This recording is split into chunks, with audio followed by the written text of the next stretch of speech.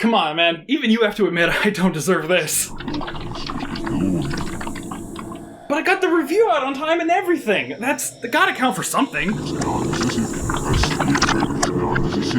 Right, I forgot about Volume 5, Part 2.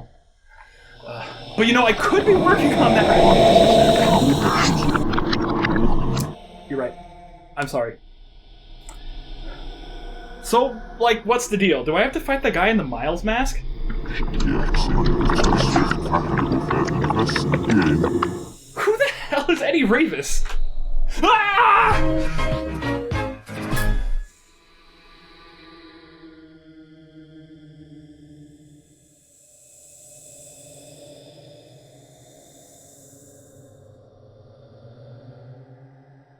Hey, thanks, man. I really hate trying to get the shrink wrap off of these things. You're kind of saving my life here.